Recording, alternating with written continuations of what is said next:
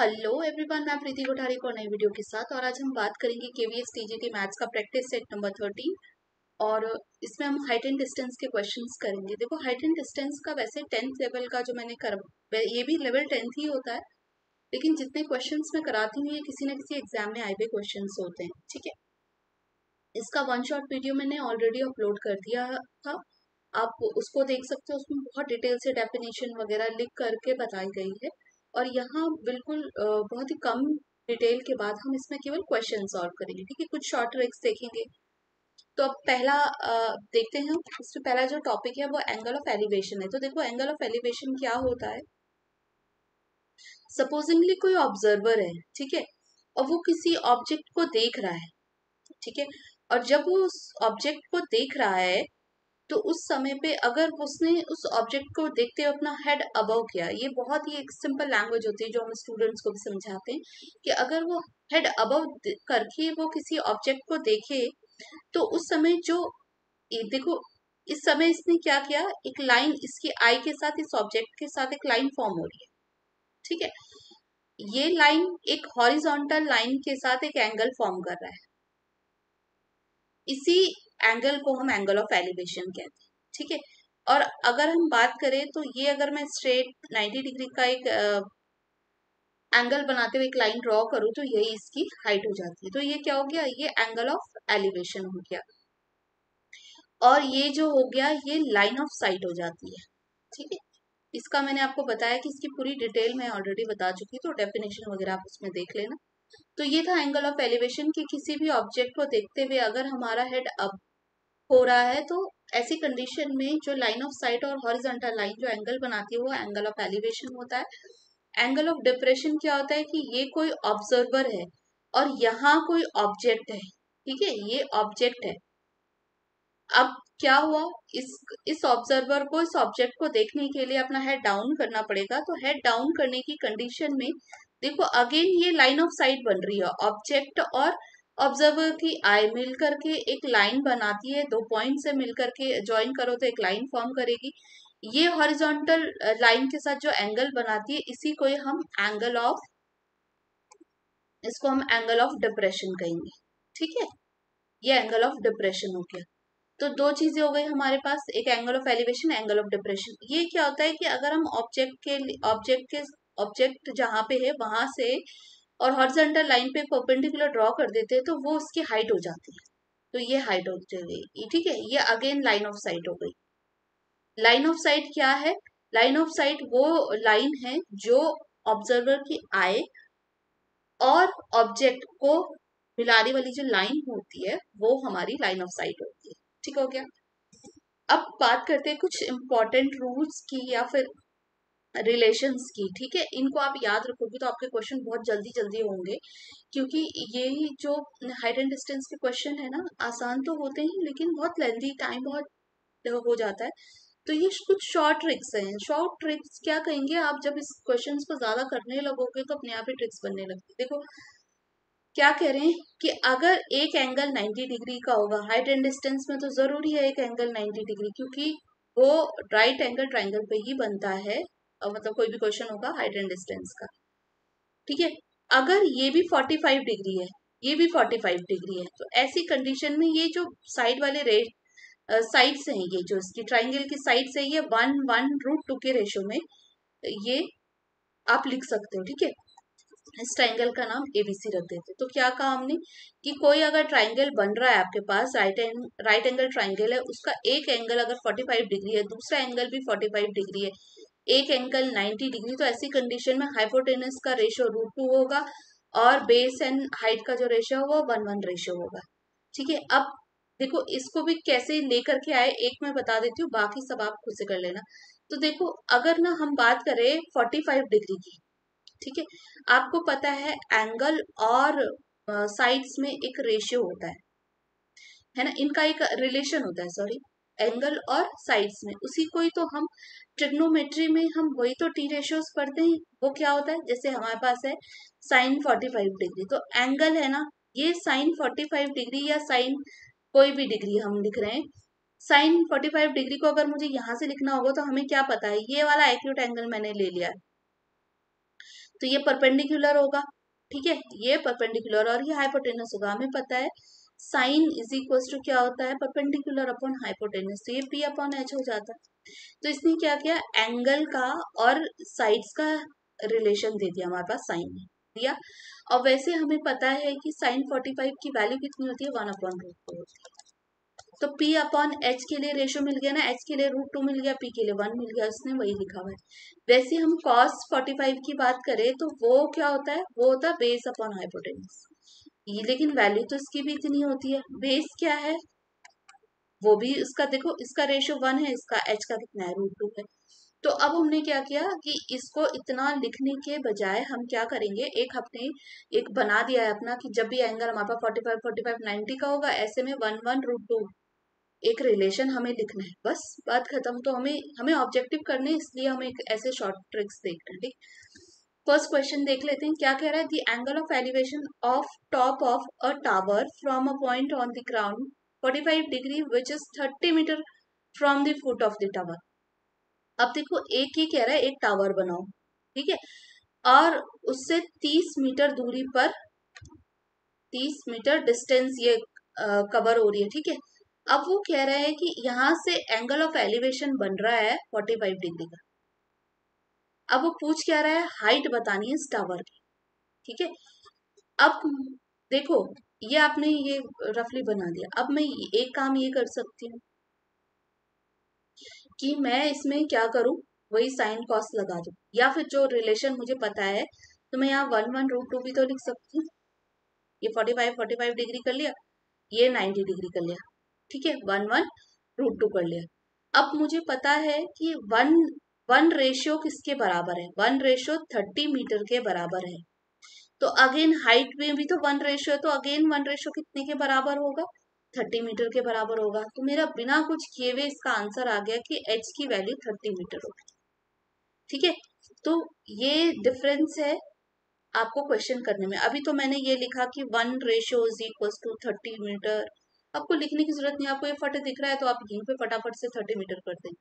इससे क्या होगा, आपकी कैलकुलेशन कम हो जाएगी, ठीक है। अब आप इसको, जिनको डाउट कुछ लग रहा है, इसको डिटेल से कर लेना, लॉन्ग मेथड से करके देखना, आंसर देखना क्या आएगा, ठीक है। अब एक है नेक्स्ट केस हम लेते हैं। इसमें क्या है कि अगर आपका एक जो साइड है वो 90 डिग्री है, ठीक है, दूसरी साइड अगर आपकी 30 डिग्री है, और तीसरी साइड आपकी क्या है, अगर 60 डिग्री है, ऐसी कंडीशन में अगेन रेशियो क्या होगा, 1/√3 होगा।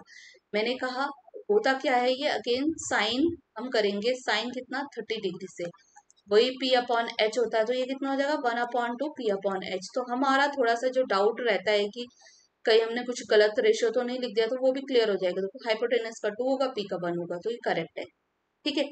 आप दूसरा चेक कर सकते हो। अब जैसे अगर मैं इसको एक्यूट एंगल लूंगी तो ये हमारा P बन जाएगा, है ना, एक्यूट के ठीक सामने वाला परपेंडिकुलर होता है। अगर मैं इस वाले को मान रही हूँ और साइन 60 की वैल्यू पूछूंगी, तो ये साइन 60 √3/2 होता है, तो अगेन √3 परपेंडिकुलर हो जाएगा, 2 क्या होगा आपका हाइपोटेनस। तो मतलब हमारा जो रेशियो लिए हुए हैं वो भी करेक्ट है। तो क्या कहा मैंने, अगर एंगल 90 30 60 हो तो ये ध्यान रखना 30 के ठीक सामने वाला 1 होगा, ठीक है, 60 के ठीक सामने वाला √3 होगा, और दूसरा कितना होगा, 2 होगा, या 1 2 √3, आप इस तरीके से याद रख लेना। अब क्वेश्चन करके देखते हैं इससे related. The angle of elevation of the top of a tower from a point on the ground which is 30 metre away from the foot of the tower is 30 degree, find the height of tower. Same ही question है, उन्होंने केवल angle change कर दिया है। तो ये अगर 30 डिग्री है कह रहे हैं, तो ये 90 डिग्री होगा, डेफिनेटली ये 60 हो जाएगा। उन्होंने दिया नहीं पर होगा। 60 के ठीक सामने वाला हमने देखा था √3 था, 30 के ठीक सामने वाला 1 था, और ये 2, 90 के ठीक सामने वाला 2 था। अब वो कह रहे हैं कि इसकी जो वैल्यू है वो 30 मीटर अवे है ना, फुट ऑफ द टावर से 30 मीटर अवे था जो एंगल ऑफ एलिवेशन बन रहा है हमारा। वो पूछ क्या रहे, हाइट ऑफ टावर पूछ रहे हैं। अब यहाँ पे देखो क्या है, जो √3 रेशो है वो बराबर है 30 मीटर के, तो 1 रेशो किसके बराबर होगा, 30 अपॉन में √3 के, तो वही है कि 30 अपॉन में √3। अब ऑप्शन में नहीं दिख रहा हमें, तो हम √3 अपॉन √3 कर देते हैं। तो ये कितना हो जाएगा, 30 √3 अपॉन में 3 हो जाएगा, जो कैंसिल होकर के 10 √3 बच रहा है। तो देखो हमारा थर्ड ऑप्शन करेक्ट है। नेक्स्ट देखते हैं केस 3 में। केस 3 में क्या है, कि अगेन देखो ये 90 डिग्री ले लेते हैं, ये 90 डिग्री हो गया। ये अगर 15 और 75 का देखो दो मेरे ख्याल से तीन ही केसेस है हमारे पास। एक तो 45 डिग्री का किया था शुरू में हमने, फिर दूसरा किया हमने 60 डिग्री 30 डिग्री का किया, अब हम कर रहे हैं 75 डिग्री और 15 डिग्री का। यही मेनली आते तो यही है ना। अगर ऐसे कुछ क्वेश्चन आ गया तो उसमें हमारा टाइम वेस्ट ना हो, इसलिए हमने ट्रिक सीख ली है। ठीक है, अब इसमें क्या होता है, इसको भी आप करोगे ना, इसका भी मैं बता सकती हूँ वैसे कि कैसे करेंगे। जैसे साइन हमारे पास कितना 75 है, तो हमें पता है ये कितना होगा 45 प्लस 30 का होगा। ठीक है, और 15 डिग्री है तो साइन कितना होगा 45 माइनस का 30 डिग्री होगा। आप इसको सॉल्व करोगे तो आपको पता है कि ये sine A cos B 30 degree plus sine B cos A ऐसे खुलता है ये, वैसे ये भी खुलेगा सेम। बस इसमें कितना हो जाएगा, ये चेंज हो जाएगा, इसमें माइनस आ जाएगा 30 डिग्री 45 डिग्री। ये 45 क्या होगा कॉस होगा, कॉस 45 डिग्री। ठीक है, ये भी कॉस 45 डिग्री होगा। अब देखो साइन 45 की वैल्यू होती है 1 अपॉन में √2, इसकी वैल्यू होती है √3/2 प्लस दूसरे की वैल्यू होती है 1/2 और ये होगा 1/√। तो आप इसकी वैल्यू देखेंगे √3 प्लस 1 अपॉन में 2√2 आ रहा है। तो यही तो ये है आपके पास साइन साइन 75 डिग्री। तो अगर साइन 75 डिग्री की बात करें तो ये परपेंडिकुलर होगा √3 प्लस 1 और ये हाइपोटेनस होगा 2√2। तो वही हमारी वैल्यू निकल के आई। सेम इसी तरीके से हमारी और वैल्यूज भी निकल सकती है, आप इसमें वैल्यू पुट करके निकाल लेना। बेसिकली हमें कहना क्या चाह रही हूँ कि अगर आपके पास एंगल 75 15 डिग्री का होगा तो आपको ये याद रखना है कि √3 प्लस 1 √3 माइनस 1 और 2√2 ये रेशियो में ऐसे डिवाइडेड हो जाता है। इसके रिलेटेड क्वेश्चन कैसे करते हैं वो देखेंगे अब। ठीक है, तो हमने क्या 15 का ठीक सामने वाला √3 माइनस 1 होगा और 75 का √3 प्लस 1 और हाइपोटेनस 2√2 होगा। देखो the angle of elevation of a ladder leaning against a wall is 15 degree. एक वॉल के अगेंस्ट ये लेडर जो है वो लीन कर रही है, मतलब इंक्लाइंड है या फिर उस पर टिकी हुई है। ठीक है, अब 15 डिग्री का इसने एंगल बनाया तो हमें पता है 15 के ठीक सामने जैसे 15 दिखा उसके ठीक सामने √3 माइनस 1 लिख दो। तो दूसरा 75 होगा, हम लिखेंगे √3 प्लस 1 और इसके ठीक जो हाइपोटेनस होगा वो 2√2 होगा। इतना हमें पता है। अब आगे देखते हैं वो कह रहा है foot of the ladder is 4 metre away, ये 4 मीटर अवे है। ठीक है, फिर क्या कह रहे हैं नेक्स्ट देखते हैं the length of the ladder. आपको लेंथ ऑफ द लेडर मतलब इस बारी ये बतानी है, लेंथ ऑफ द लेडर ये एल बताना है इस टाइम पे। तो देखो करने का तरीका क्या होगा, अगेन हमारे पास √3 प्लस 1 रेशो है जो कि 4 मीटर के बराबर है। तो 1 रेशो कितने के बराबर होगा 4 अपॉन में √3 प्लस 1 रेशो के बराबर होगा।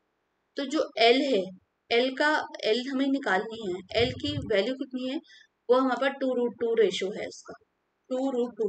वो कितने के बराबर होगा 2√2 अपॉन में 4√3 प्लस 1 के बराबर होगा। ठीक है, क्योंकि 1 रेशो इसके इक्वल है तो 2√2 रेशो किसके इक्वल होगा इंटू 4/√3 प्लस 1 के। इसको थोड़ा सॉल्व कर लो तो ये हो जाएगा 8√2 अपॉन में √3 प्लस 1। अब देखते हैं 8√2 अपॉन में √3 प्लस 1, ये हमारा आंसर है। ठीक है, तो ये क्वेश्चन इस तरीके से करने होंगे। तीन चीजों का तो शॉर्ट ट्रिक्स हमने देख ली है और इसको इन्हीं क्वेश्चंस को इस तरीके के क्वेश्चन को लेंथी वे में भी मैंने करवाया हुआ है। आप मेरी पुरानी वीडियो देखेंगे तो उसमें इसका लेंथी वे वर्जन भी है जिसमें मैंने sine is equal to cos is equal to 10 करके किया हुआ है। ठीक है, अब एक और जो पार्ट है उसको थोड़ा देख लेते हैं। ये √3 ऐसे लिख दिया गया है चैनिंग की।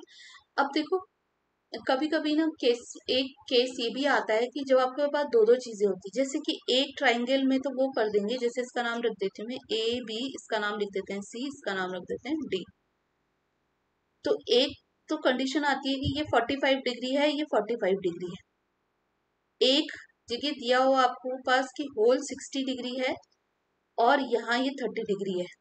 ठीक है, ऐसी कंडीशन में आपके पास रेशियो क्या होंगे, तो देखो इसका जो ये वाला पार्ट है इसका इसका तो कोई रेशियो मुझे पता नहीं चला कि इसके लिए फिक्स क्या है, क्योंकि हर कंडीशन में बदल रहा था।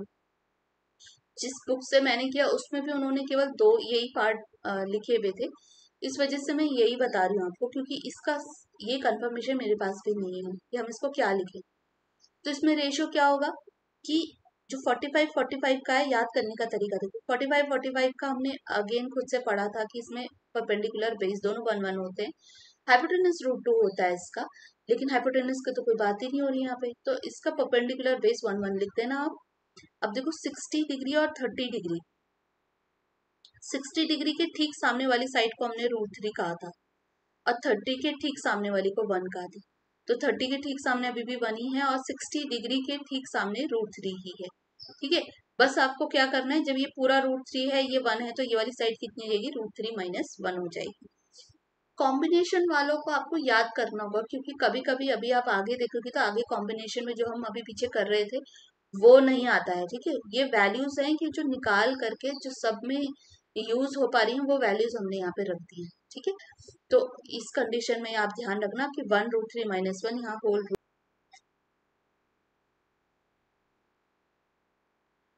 देखो अब क्वेश्चन नंबर 4 है, वो कह रहा है man on the top of a vertical observation tower observes a car moving at a uniform speed coming directly towards it and the angle of depression to change from 30 to 45 degree. If the height of the tower 5 meter, then the value of the total cover distance by the car. देखो एक कोई vertical tower है आपके पास, ठीक है। अब ये straight तो खींच नहीं रही है मुझसे, समझ लेना है ना। ये है वर्टिकल टावर है, ये 5 मीटर है। अब यहाँ पे कोई आदमी खड़ा है और ये यहाँ से क्या कर रहा है, नीचे देख रहा है। ठीक है, जहाँ की कारें चल रही हैं। तो वो कह रहा है कि जो एंगल ऑफ डिप्रेशन था ना, पहले वो बना था आपका कितना, 30 डिग्री बना था। उसके बाद हमेशा इस लाइन ऑफ साइट और इसके साथ जो एंगल बनेगा वो एंगल ऑफ डिप्रेशन होगा। लेकिन हमें कर, और वो जो है पहले 30 बना, फिर उसके बाद कितना बना, वो 45 डिग्री बना। तो हम क्या करेंगे कि यहाँ पे हम उसको according to the parallel line condition, उसमें हम उसके हिसाब से हम क्या करेंगे, इन दोनों को, ये दोनों हमारे पास इक्वल हो जाते हैं ना, अल्टरनेट इंटीरियर एंगल्स हैं ये। तो यहाँ पे हम 30 डिग्री लिख देंगे और यहाँ हम 45 डिग्री। अब बात वो करते हैं कि वो कह रहे हैं कि ये कितनी डिस्टेंस उसने टोटल कवर की है, वो यही पूछ रहा है कि उस कार ने कितनी टोटल डिस्टेंस कवर की है। तो ऐसी कंडीशन में एक तो तरीका है कि आप पूरी तरीके से करो, और एक अभी हमने सीखा था कि ऐसी कंडीशन में हम क्या करेंगे, जैसे 45 है तो हमें पता है ये भी 45 डिग्री होगा। ठीक है, जब ये 45 है तो हम इसको 1-1 करेंगे। ठीक है, उसके बाद हमने देखा था कि ये ऊपर जो टोटल है ये 60 डिग्री का बनेगा। ठीक है, 60 डिग्री के ठीक सामने वाली ये पूरा √3 था, ये √3 - 1 था। अब वो पूछ रहा है हमें यही वाली डिस्टेंस x निकालने को पूछ रहा है, टोटल डिस्टेंस पूछ रहा है। तो हमारे पास देखो क्या क्या चीजें हैं। हमारे पास है कि जो 1 रेशो है, 1 रेशो किसके इक्वल है, 1 रेशो जो है वो 5 मीटर के इक्वल है। तो √3 रेशो कितने के इक्वल होगा, √3 रेशो इक्वल कितने के होगा, 5 √3 के तो इक्वल होगा। तो ये √3 तो पूछ रहा था कि इसकी वैल्यू बतानी, हमें इस x की वैल्यू बतानी, टोटल डिस्टेंस बतानी, जिसका रेशियो √3 है। तो 1 रेशियो अगर 5 मीटर के बराबर है तो √3 रेशियो 5 × √3 के बराबर होगा। तो इसका ऑप्शन कितना होगा, 5 √3 मीटर हो जाएगा। ठीक है, कितना बड़ा ये क्वेश्चन था और इतनी आसानी से निकल गया ये वैल्यू। ठीक है, अब देखो एक ऐसी ही एक और क्वेश्चन है, एक और केस है जिसमें ये 30 डिग्री का है और ये 60 डिग्री का है। फिर ये पूरा का पूरा ये 60 डिग्री का है और ये छोटा ये जो पार्ट है ये 30 डिग्री का है। ऐसी कंडीशन में हमें देखना है कि हम क्या करेंगे, इसमें ये 60 के ठीक आगे वाला ये 3 हो जाएगा, इसको 1 2 में डिवाइड कर देना, 1 और 2 में। ठीक है, और ये जो होगा 30 के ठीक सामने वाला √3, और यहाँ पे कितना होगा, 2 √3 के फॉर्म में लिखा होगा।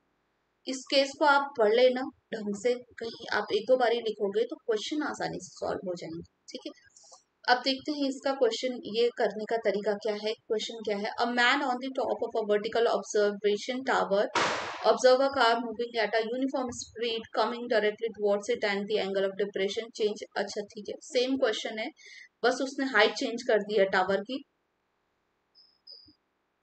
और एंगल ऑफ डिप्रेशन हमने कहा था आपको इसके लिए डॉटेड लाइन बनती है एंगल ऑफ डिप्रेशन के लिए। और यहाँ से अगेन 30-60 का बनेगा, तो ये जो दूर वाला होता है ये कम होता है 30 डिग्री और ये 60 डिग्री होता है, ठीक है।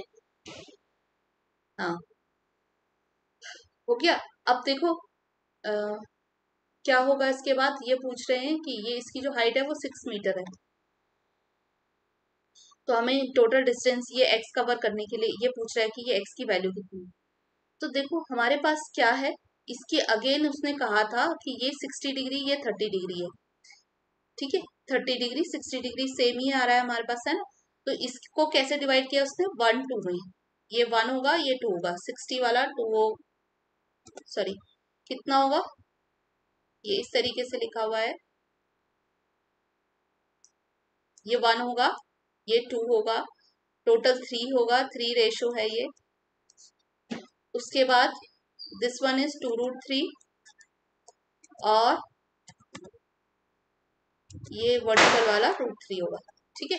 अब अगेन से देखो क्या है हमारे पास, जो √3 रेशो है वो 6 मीटर के बराबर है, तो जो अगेन क्या होगा, 1 रेशो किसके बराबर होगा, 6/√3 के बराबर, तो जो 3 रेशो है वो किसके बराबर होगा, 6/√3 इंटू 3 के बराबर होगा, जिसको हम लिख सकते हैं कि ये 18/√3 होगा। अब √3 को तो हम चेंज करना पड़ेगा √3 की फॉर्म में, तो ये नीचे कितना आ गया 18/3, ऊपर आ जाएगा √3, तो 3 6 जा, तो 6√3 मेरे ख्याल से फोर्थ ऑप्शन करेक्ट है, ठीक है। तो क्वेश्चंस को इस तरीके से करना आसान हो जाएगा।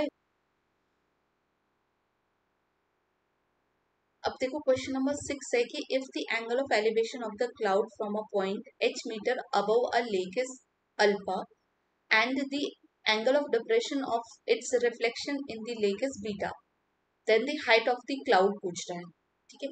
सबसे पहले तो लेक बना दो, ये मैंने लेक बना दी, ठीक है। अब लेक से थोड़े ऊपर पे वो ऑब्जर्वर है, कितने ऊपर पे है, h मीटर ऊपर पे वो ऑब्जर्वर है, ठीक है। अब ये भी होगा, ठीक है। अब उन्होंने क्या कहा, यहाँ पे कोई क्लाउड है, क्लाउड है, तो यहाँ से एंगल ऑफ एलिवेशन बन रहा है, ठीक है। यहाँ से एंगल ऑफ एलिवेशन बन रहा है, और यहाँ से एंगल ऑफ एलिवेशन जो यहाँ से बना है वो कितना है, अल्फा है, ठीक है। अब इसकी ये क्लाउड की हाइट कितनी है हमें पता नहीं, थोड़ी देर के लिए हमने एक्स लिख दी, और ये कितनी है, एच है, हाँ ये कितनी है, एच मीटर है। वो कह रहे हैं angle of depression of its reflection. अब रिफ्लेक्शन क्या होता है, आप देखोगे ना, तो रिफ्लेक्ट कोई चीज कितनी होती है, जितनी अभी मैं सपोजिंग मेरे आगे कोई मिरर रखा है, मैं मिरर से जितनी डिस्टेंस पे मैं होंगी मिरर से, उतनी डिस्टेंस पे मेरा रिफ्लेक्शन भी बनेगा, उसी उसी तरीके से यहाँ पे भी होगा। तो इसमें क्या होगा, जो भी रिफ्लेक्शन नीचे बनेगा यहाँ से, किससे, रिफ्लेक्शन के लिए वो पानी है ना, पानी लेक है, लेक के नीचे ठीक उतनी ही डिस्टेंस पे वो ये होगा, तो मतलब ये कितना होगा, टोटल x प्लस एच होगा, जितनी यहाँ से ऊपर होगा उतनी यहाँ से नीचे भी होगा, ठीक हो गया। तो ये डिस्टेंस x प्लस एच होगी। अब वो एंगल ऑफ डिप्रेशन की बात करें तो ऑब्जर्वर तो यहीं बैठा है ना, ए पॉइंट पे तो ऑब्जर्वर बैठा हुआ है, इस पॉइंट से वो क्या करेगा, एंगल ऑफ डिप्रेशन बनाएगा, तो वो एंगल ऑफ डिप्रेशन ये कितना है, हॉरिजॉन्टल लाइन के साथ बना रहा है, देखो कितना बीटा बना रहा है, डिस्टेंस कितनी है, ठीक है। तो इसको करने के लिए सबसे पहले हम क्या करेंगे, टेन अल्फा ले लेंगे। टेन अल्फा हमने क्यों लिया, क्योंकि हमें पता है कि देखो हाइपोटेनस का तो कहीं कुछ ना तो दिया हुआ है ना कुछ काम का है, बेस हमारा दोनों में कॉमन है, इसलिए हम क्या ले रहे हैं, टेन ही ले रहे हैं, इसलिए मैंने टेन अल्फा ले लिया। तो टेन अल्फा कितना हो जाएगा, ये परपेंडिकुलर अपॉन में बेस, बेस का नाम मैं ए बी रख देती थोड़ी देर, तो ए बी हो गया, ठीक है। तो यहाँ कितना आ गया मेरे पास, A B is equal to x upon में टेन अल्फा आ गया। उसी तरीके से टेन बीटा ले लेती हूँ, तो वो आ जाएगा मेरे पास कितना, इसका टेन बीटा पूरा लेंगे तो ये जाएगा 2h प्लस एक्स अपॉन में ए बी हो जाएगा अगेन, ठीक है। तो यहाँ से भी ए बी आया, कितना आया, 2h प्लस एक्स अपॉन में टेन बीटा आ गया, ठीक है। इसको थोड़ा और सॉल्व कर लूँ मैं, फर्स्ट और सेकंड को दोनों इक्वल है तो दोनों को इक्वल ही रख देते हैं, कितना आ रहा है, एक्स अपॉन में टेन अल्फा आ रहा है is equals to 2h plus X upon में टेन बीटा आ रहा है, क्रॉस मल्टीप्लाई कर दो तो x tan beta is equals to 2h tan alpha plus x tan alpha. ठीक है, अब x निकालना है आपको, x कॉमन ले लो, तो x कॉमन ले लेंगे हम, कहाँ पे करें,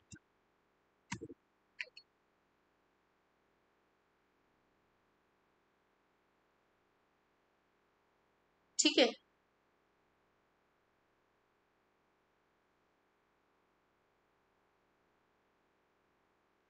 x कॉमन ले लेंगे हम, तो x कॉमन लेने में कितना आ जाएगा, x tan beta minus x tan alpha is equals to 2h tan alpha. Solve करोगे तो x कॉमन आ गया, tan beta minus tan alpha आ गया, ठीक है, is equals to 2h tan alpha हो गया। तो x कितना आ रहा है यहाँ, x हम करेंगे इसको भी दूसरी साइड लेकर के चलो, तो ये हो जाएगा आपके पास 2h टेन एल्फा अपॉन में टेन बीटा माइनस का टेन एल्फा। ठीक है, हाइट अब आराम से निकल के आ जाएगी। हाइट क्या है, x प्लस एच ही तो है, x प्लस एच पूरी हाइट थी, x की वैल्यू मिल गई हमें, कितनी थी, 2h टेन एल्फा अपॉन में टेन बीटा माइनस का टेन एल्फा। ठीक है, प्लस h कर दो,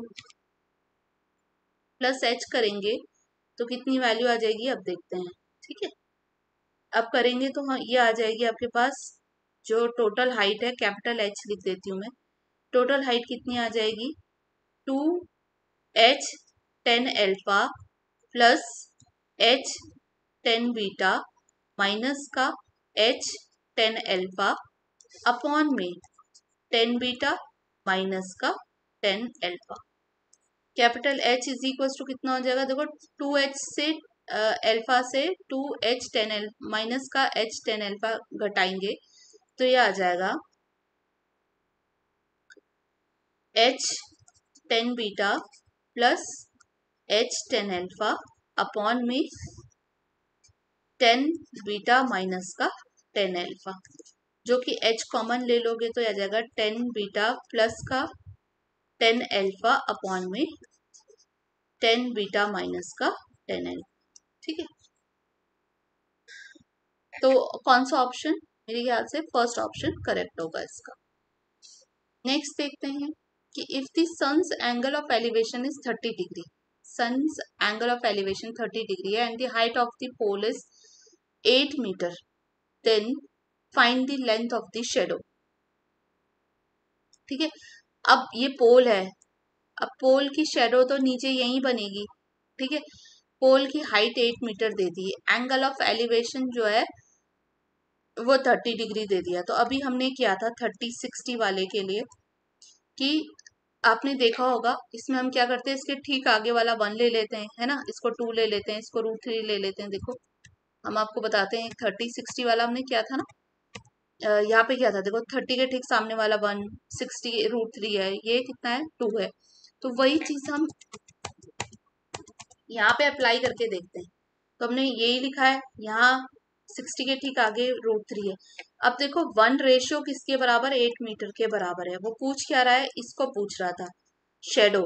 शेडो हमेशा हॉरिजॉन्टल लाइन होती है ना, तो इसकी शेडो, अगर पोल की शेडो नीचे बन रही है मतलब वो एक्स को पूछ रहा है, तो इसका मतलब √3 किसके, इस √3 रेशियो किसके बराबर होगा, 8 √3। ठीक है, तो 8 3 मतलब सेकेंड ऑप्शन करेक्ट है। तो क्वेश्चन होते हैं ऐसे, हो जाते हैं। अभी है कि if tower of height x metre and y metre subtended angle 45 degree and 60 degree. ठीक है, 45 degree and 60 degree respectively at the centre of a line joining their feet, then find the ratio of x plus Y ratio y। ठीक है, वो कह रहे हैं कि if towers of height x metre and y metre, ठीक है, दो टावर हैं, एक x मीटर है, एक y मीटर है। अब कौन बड़ा है कौन छोटा है ये हमें नहीं पता है, या दोनों, हाँ थोड़े डिफरेंस तो होंगे, तो थोड़ा डिफरेंस मैंने लगा दिया, इनकी हाइट का कुछ लेना देना है नहीं वैसे, है ना, कि कौन बड़ा है कौन छोटा है ऐसा कुछ नहीं है लिखा हुआ। अब वो कह रहे एक जो है x वाला जो है रिस्पेक्टिवली का है, तो x वाला 45 डिग्री बना रहा है। सपोजिंगली एक ने क्या किया, यहाँ पे बना दिया 45 डिग्री। दूसरे ने क्या किया, वो कह रहा है centre of a line joining their feet, है ना।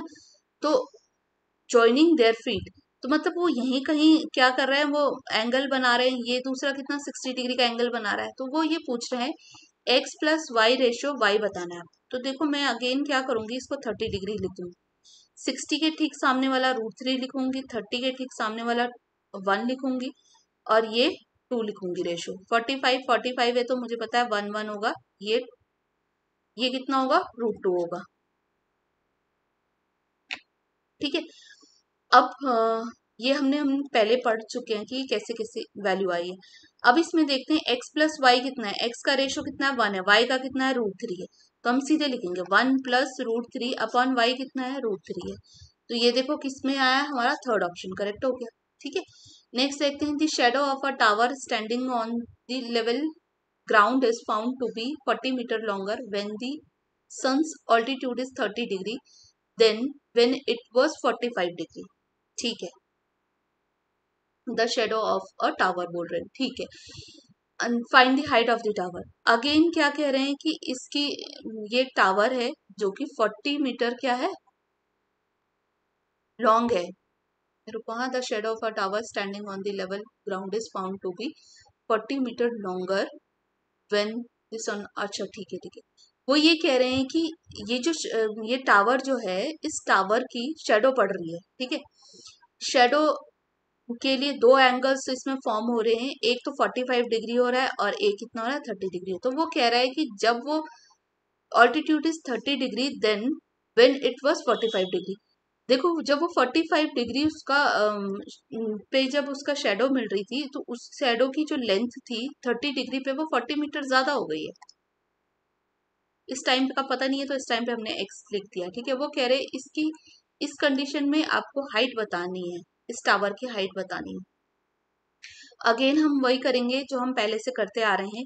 30 45 के लिए जो हमने सीखा है, जैसे ये भी 45 डिग्री होता है। ठीक है, तो 45 के लिए हमें पता है, हम 1 1 लिखते हैं। ठीक है, और ये होल 60 होता है, ये 60 डिग्री था, तो हमने कहा था 60 के ठीक आगे हम √3 कर देंगे।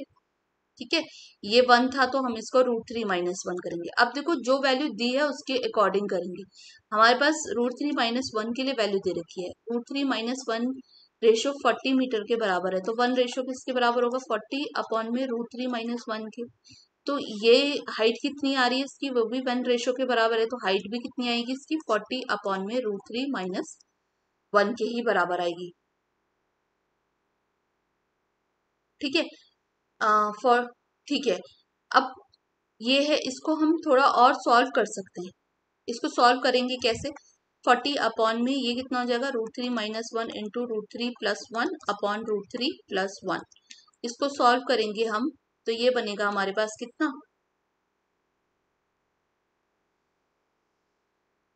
ये बनेगा हमारे पास 40 √3 +1, नीचे बन जाएगा हमारे पास 3 - 1, कितना होता है, 2 होता है, जिसको मैं डायरेक्टली 2 लिख देती हूँ। तो ये जगह 2 2 जा 4 20, तो वैल्यू कितनी आ रही है, 20 √3 +1 आ रही है। तो ये ऑप्शन नंबर 2 करेक्ट होगा। लास्ट देखते हैं, अ ladder leaning against a wall makes an angle alpha. ठीक है, एक लेडर है जो इस वॉल के अगेंस्ट लीन कर रही है और एंगल अल्फा फॉर्म कर रही है with the horizontal ground such that 10 alpha 10 alpha 3/4 है, मतलब परपेंडिकुलर अपॉन में बेस होता है, परपेंडिकुलर अपॉन बेस। तो परपेंडिकुलर 3 है, बेस कितना है, 4 है। If the foot of the ladder is 5 metre away from the wall. ठीक है, what is the length of the ladder. तो आपको लेंथ ऑफ द लेडर मतलब ये निकालना है। तो आप सबसे पहले तो ये देखो कि ये ट्रिपलेट बन रहा है, 3 4 और ये 5 बनता है, ये ट्रिपलेट बन रहा है। इतना कुछ कुछ नॉलेज हमें होना चाहिए, नहीं तो निकाल लो, है ना। 9 होता है, 16 होगा, 25 बनेगा, तो ये पाइथागोरस से 5 आ जाएगा। अभी भी रेशियो क्या है, 5 3 4 है। अब ये कह रहा है जो रेशियो 4 है ना, वो 5 मीटर के बराबर है। तो 1 रेशियो किसके बराबर होगा, 5/4 मीटर के बराबर होगा। तो वही ये रेशियो किसके बराबर होगा, 5 रेशियो किसके बराबर होगा, 5 अपॉन 4 इंटू 5 के बराबर होगा। तो कितना होगा, 25/4। सॉरी 25/4 होगा, जिसको आप करोगे 6 4 24, ये 6.25, मतलब क्वेश्चन ऑप्शन नंबर 3 आपका करेक्ट है। ठीक है, तो 10 के 10 क्वेश्चन हो गए हैं। आई होप वीडियो पसंद आएगी, आपके काम आएगी।